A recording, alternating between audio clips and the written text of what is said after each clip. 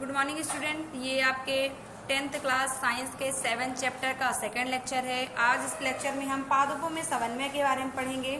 चलिए देखते हैं। इसके पहले वाले लेक्चर में हम लोग ने मनुष्य की खोपड़ी, मध्य मस्तिष्क, पश्च मस्तिष्क आदि के बारे में पढ़ा था। पादपों में समन्वय क्या होता है?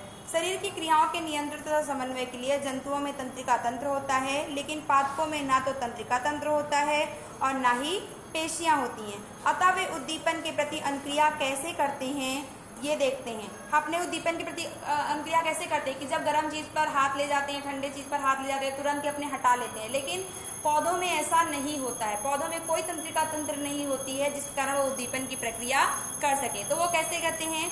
जब हम छुई मुई के पादपों को की पत्तियां छूते हैं तो वो मुड़ना प्रारंभ करती है, तो वह नीचे की तरफ झुक जाती है। इसी प्रकार जब कोई बीज अंकुरित होता है, मान लो ये कोई बीज है, जब ये अंकुरित होगा तो ऊपर वाला भाग प्रांकुर बनाता है, नीचे वाला भाग क्या होता है? मूलांकुर बनाता है। ये वाला गुरुत्वानुकर्तन यानी नीचे की तरफ गति करता है और ये वाला ऊपर की तरफ गति करता है। ठीक है, तो इसे स्पर्श अनुवर्तन कहते हैं। यानी स्पर्श करने से क्या करता है? ये गति करता है। ठीक, छुई मुई को स्पर्श अनुवर्तन कहते हैं। इसको तो वृद्धि अनुवर्तन कहते हैं, यानी गुरुत्वानुवर्तन कहते हैं। और प्रकाश अनुवर्तन दोनों में आता है। ठीक है ना, क्योंकि प्ररोह भाग प्रकाश की तरफ और जड़ वाला भाग भूमि की तरफ क्या करता है? गति करता है। तना ऊपर जब एक बीज अंकुरित होता है तो जड़ नीचे की ओर तथा तना ऊपर की ओर बढ़ता है। छुई मुई की पत्तियां स्पर्श की अनुक्रिया में बहुत तेजी से गति करती हैं। इस गति से वृद्धि का कोई संबंध नहीं है ना। छुई मुई की पत्तियां छूने से केवल होती हैं, मुरझा जाती हैं, इसका वृद्धि से कोई ताल्लुकात नहीं है। लेकिन नवोद्भिद की दिशी गतिवृद्धि के कारण होती है। यदि इसकी वृद्धि को रोक दिया जाए तो कोई गति प्रदर्शन नहीं होगा। यानी अगर ये वृद्धि रुक जाए तो ना तो ये इस तरफ बढ़ेगी और ना इस तरफ बढ़ेगी, तो इस प्रकार से कोई गति प्रदर्शन होगा नहीं।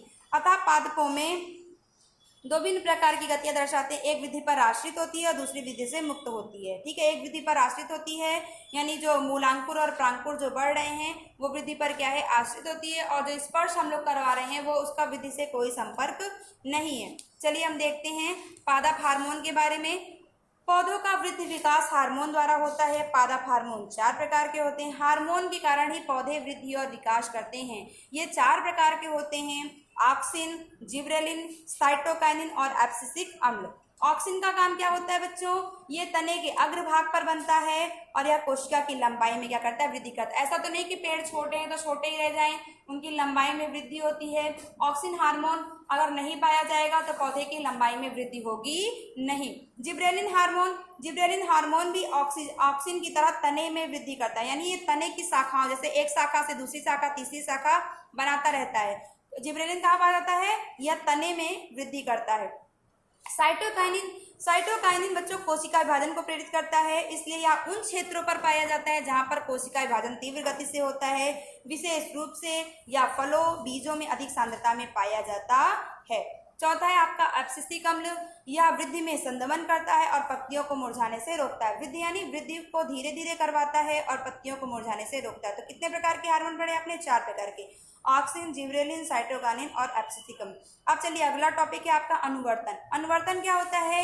ये 4 प्रकार के होते हैं: प्रकाश अनुवर्तन, गुरुत्वानुवर्तन, रसायनानुवर्तन और जलानुवर्तन। ठीक है ना।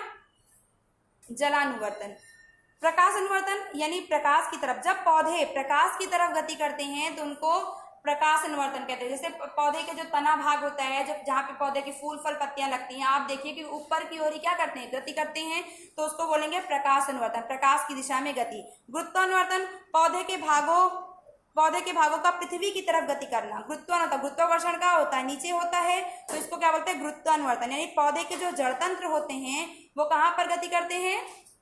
नीचे की तरफ, तो उसको क्या बोलेंगे? गुरुत्वानुवर्तन। रसायनानुवर्तन, पराग नली का अंडाशय की तरफ। पराग नली बच्चों ऐसी होती है, आपका पुष्प की संरचना में जब आप पढ़ेंगे तो पराग नली आपकी यहाँ से निकलती है, ये अंडाशय होता है। तो पराग नली का इस तरफ आना, ठीक है ना, अंडाशय की तरफ आना। यहाँ पे मान लीजिए फूल है आपका और पराग नली है, तो इधर अंडाशय की तरफ आना ही क्या होता है? रसायन अनुवर्तन कहलाता है।